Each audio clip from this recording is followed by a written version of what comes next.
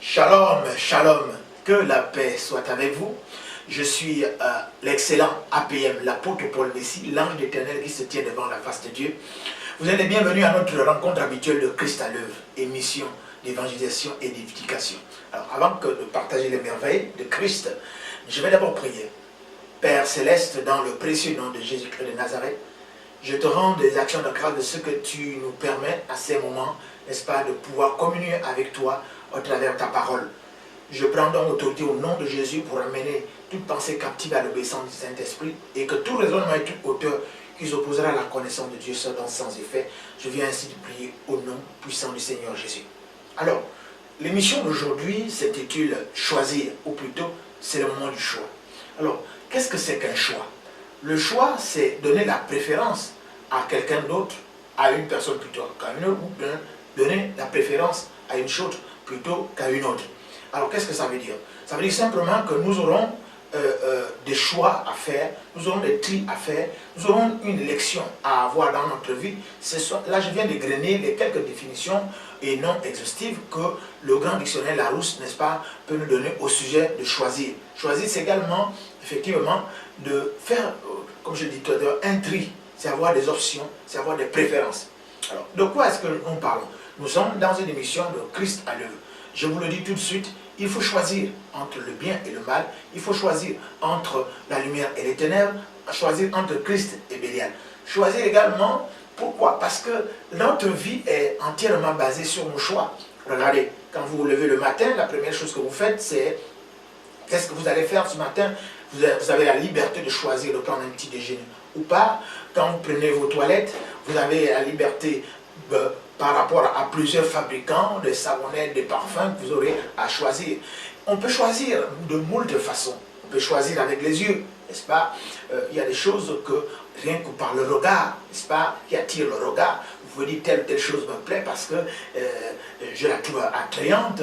On peut choisir également par le toucher, en touchant quelque chose, n'est-ce pas? Vous pouvez dire que bon, je préfère cet article parce qu'il est au toucher. On peut choisir avec tous les sens. On peut continuer par exemple par les oreilles, ou quand vous entendez un son, vous dites non, non, ce son-là agresse mon oreille, plutôt c'est ce son-là que je préfère parce qu'il m'est agréable. On peut choisir par la bouche, par le goûter, n'est-ce pas? Donc vous goûtez un mets ou quelque chose d'autre, non, non, je préfère parce que par ce goût, donc il y a plusieurs choses. On peut choisir par le cœur, n'est-ce pas? Par les sentiments simples, on peut dire même par instinct, parce que par le ressenti, non, je me sens beaucoup mieux parce que c'est là. Mais là, il s'agit d'un choix extrêmement, le plus grand choix, le choix le plus important de notre vie. Il s'agit de choisir, n'est-ce pas, à qui est-ce que nous allons confier notre âme, avec qui, effectivement, nous allons conjuguer la vie spirituelle. Je suis en train de dire, vous êtes appelés à choisir entre la vie éternelle et une autre vie dans les temps de feu, en enfer. Vous avez à choisir entre être avec Jésus-Christ ou à être avec le diable. Et pour ce faire, n'est-ce pas, nous avons besoin, pour choisir, nous avons besoin des éléments d'appréciation, nous avons besoin que quelqu'un nous guide, nous avons besoin des indications pour pouvoir apprécier, pour pouvoir trier, pour pouvoir faire une élection, pour pouvoir avoir une option, pour pouvoir avoir une alternative de vie. Parce que à quoi ça sert à un homme, n'est-ce pas, d'accumuler des richesses, d'avoir une chose alors qu'il doit perdre son âme. Donc pour nous aider à choisir, je vais donc m'appuyer sur la parole de Dieu et je vais commencer par quelques éléments, on va dire 5 à 6 éléments. Nous ne pouvons pas être exhaustifs, il y a beaucoup de choses. Nous pouvons dire, mais c'est poussé par le Saint-Esprit, n'est-ce pas, que les hommes de Dieu parlent de la part de Dieu. Donc nous avons été amenés à faire quelques petits choix pour vous aider dans votre choix également. Restez avec nous. Nous allons prendre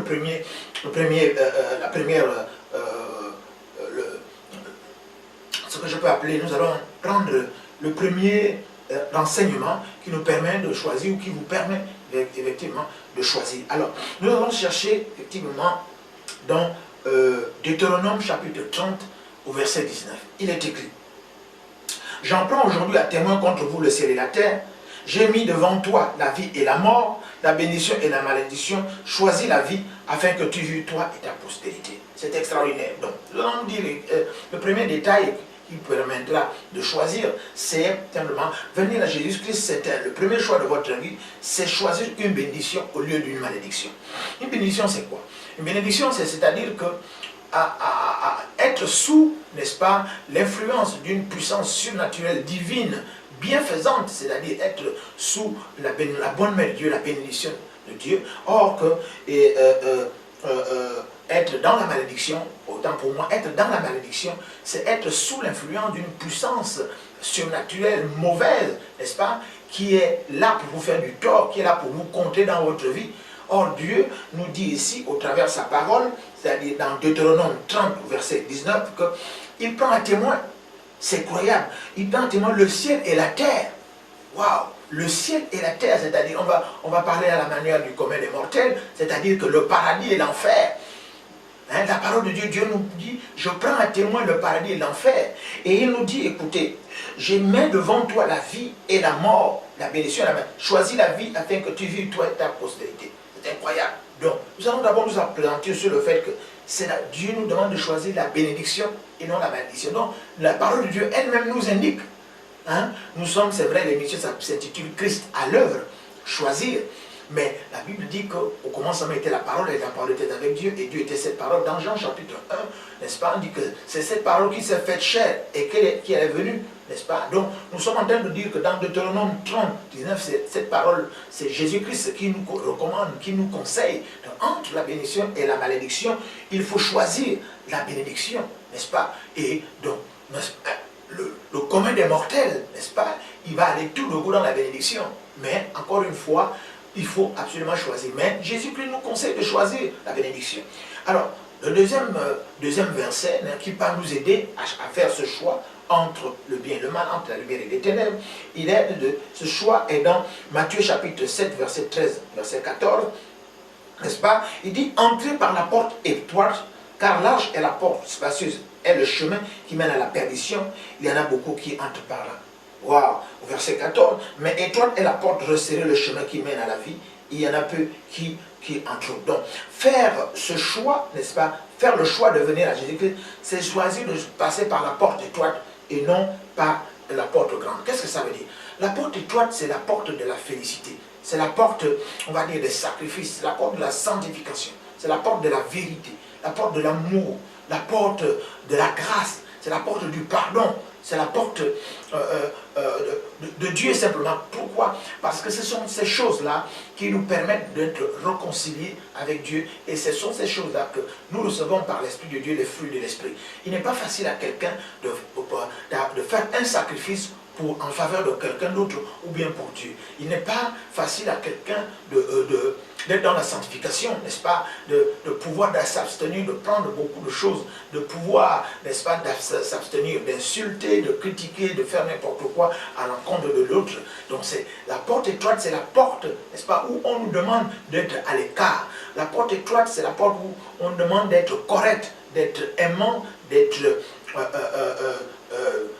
j'allais dire, d'avoir beaucoup d'amour pour les autres. Or, c'est cette porte-là qui est la porte du salut, c'est la porte de Jésus-Christ. Jésus-Christ est la porte étroite. Et on oppose à cette porte étroite la porte spacieuse, qui est grande, qui mène à la perdition. La porte spacieuse, c'est quoi? C'est la porte de la facilité, la porte des compromis, la porte du péché, la porte de la débauche, la porte de la luxure. C'est la porte, comme je l'ai dit, des compromis, c'est-à-dire que la porte de la facilité. On peut facilement obtenir beaucoup de choses, on peut facilement insulter quelqu'un, on peut facilement tomber dans la fornication, dans l'adultère, dans le mensonge, dans la délation, dans l'agression, n'est-ce pas? On peut facilement, effectivement, parce que si nous sommes emportés nous sommes embarqués dans le train de ce monde, il est facile, effectivement, de rejeter le mal, il est facilement embrassé, parce que la Bible dit que le prince de ce monde a enveloppé et il a complètement enveloppé la vision des hommes qui sont dans ce monde. Ça veut dire qu'il a obscurci l'intelligence des gens afin que les gens ne réfléchissent pas, qu'ils peuvent facilement faire du tort aux autres. C'est la porte spacieuse. Elle mène à la perdition. La porte de la facilité, des compromis. la porte des alliances et des pactes diaboliques, des pactes de sorcellerie, des pactes démoniaques, n'est-ce pas, pour pouvoir accéder rapidement, les pactes de sang, n'est-ce pas, mystiques qui permettent dans des rites initiatiques d'accéder facilement à beaucoup de choses. Donc cette porte-là, elle est large, elle est grande, mais cette porte-là mène à la perdition. Donc venir à Jésus-Christ de Nazareth, c'est choisir la porte étoile, choisir entre ces deux portes, la porte étoile qui est la porte de la grâce, de la bonté, de la vérité, de l'amour, de la félicité, du pardon, de la sanctification, n'est-ce pas? Et c'est cette porte-là qui mène au ciel. Parce encore une fois, à quoi ça sert à quelqu'un d'avoir tout gagné s'il doit perdre son âme? Parce qu'il s'agit du choix à qui nous allons confier notre âme pour l'éternité. Alors, je veux prendre encore un troisième exemple pour pouvoir nous aider à choisir. Alors, le troisième exemple, je le prendrai dans Matthieu encore, Matthieu chapitre 7, verset 13 à 14, parce que c'est un choix, vous marchez sur un chemin étroit qu'une grande route. C'est comme je disais tout à l'heure, un chemin étroit, la grande et la grande rejoint également la porte étroite et la porte spacieuse. C'est-à-dire que nous avons le choix, n'est-ce pas, de vivre une vie pieuse, une vie agréable à Dieu, et une vie, et de l'autre côté, en opposition, une vie complètement ouverte, n'est-ce pas, aux vices de ce monde, n'est-ce pas, à la prostitution, au mensonge, à la cigarette, à l'alcool, n'est-ce pas, et tout ce qui, effectivement, peut nous perdre du chemin d'une vie agréable selon Dieu. Un quatrième exemple, n'est-ce pas, pour pouvoir nous aider à choisir, c'est, nous nous trouvons dans Jean chapitre 8, verset 14, il est écrit, « Vous avez pour père le diable et vous voulez accomplir les désirs de votre père. Il a été meurtrier dans le commencement, il ne tient pas dans la vérité parce qu'il n'y a pas de vérité en lui.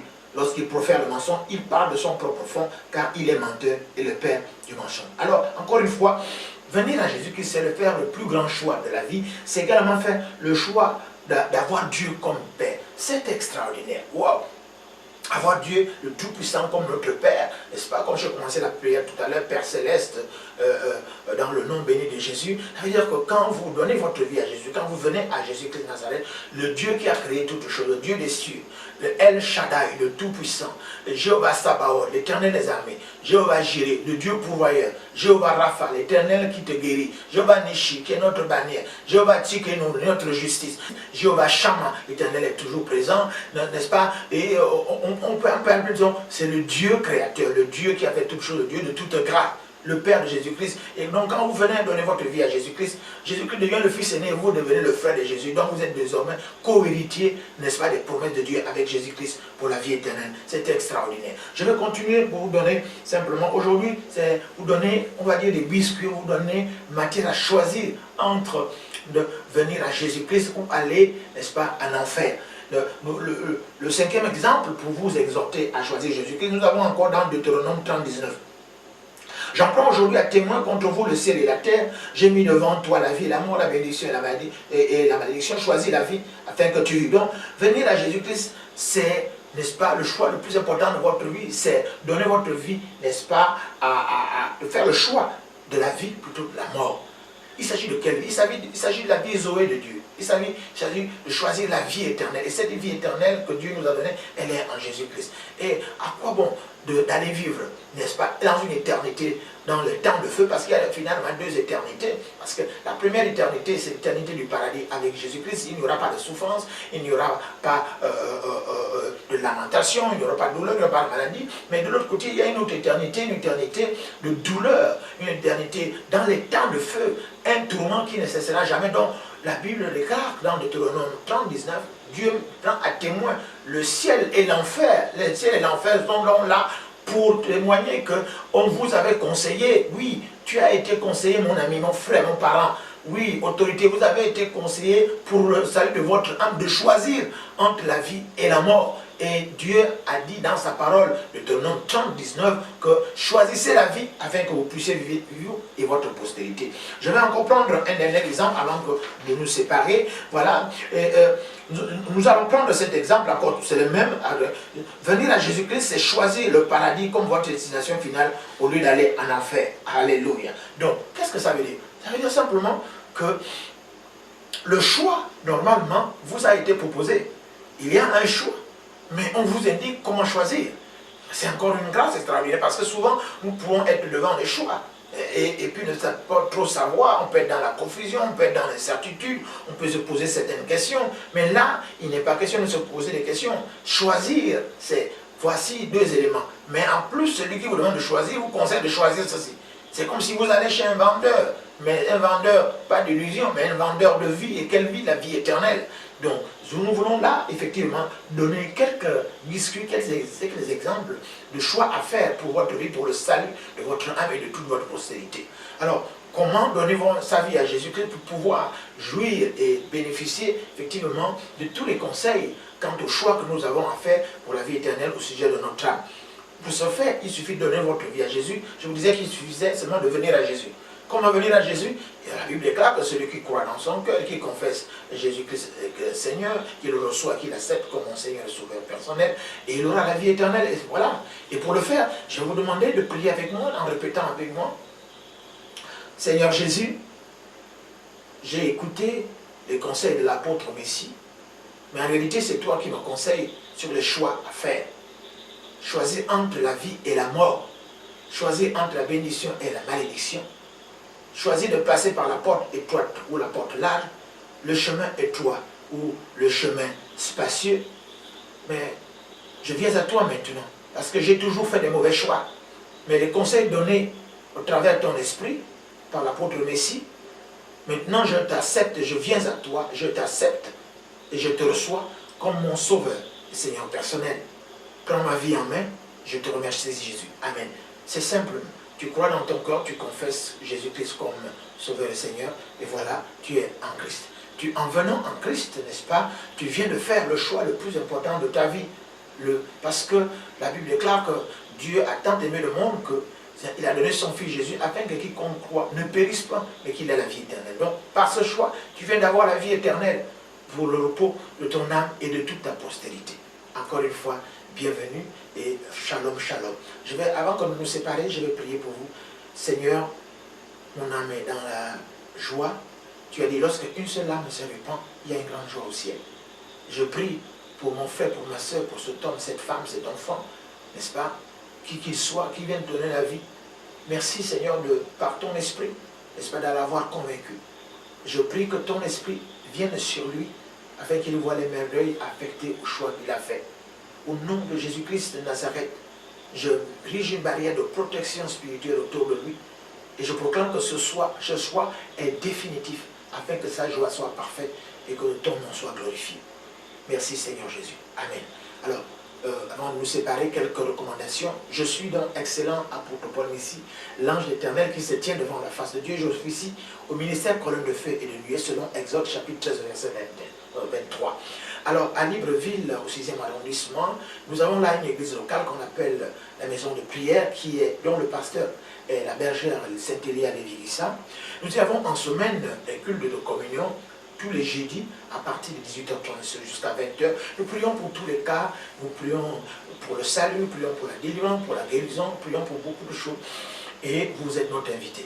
Il y a également sur ce programme de la maison de prière à Libreville, au 6e arrondissement, au lieu d'Idenzan et en Nouvelle Cité, nous avons le grand culte d'adoration tous les dimanches à partir de 10h. La bergère Saint-Élie et tout le staff, n'est-ce pas, vous recevront pour être en communion spirituelle et fraternelle avec vous. Maintenant, si vous êtes du côté de Ntoum, nous avons également là-bas ce que nous appelons la cathédrale Joie Parfaite, dont le pasteur n'est autre que la révérende Rosaline Messie à Cana. Nous y avons également, nous tenons en semaine, tous les mercredis à partir de 17h30, les mêmes réunions de prière, de communion, de proclamation prophétique, de délivrance.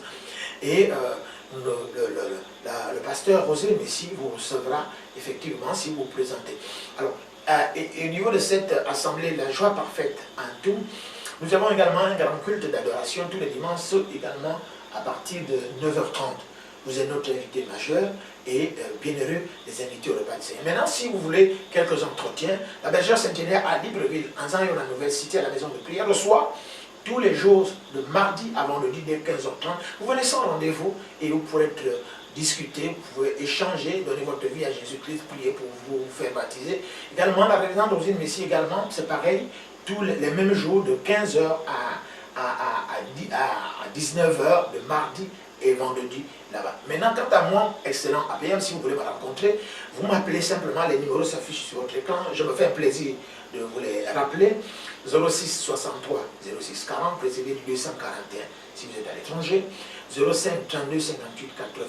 Vous pouvez envoyer un SMS. Je réponds à tous les SMS. Ça peut prendre un peu plus de temps parce qu'il ne s'agit pas du tennis ou du ping-pong. Il s'agit simplement de prendre votre requête, de prier et de voir ce que l'Éternel me dirait. Auquel cas, je vous enverrai la réponse.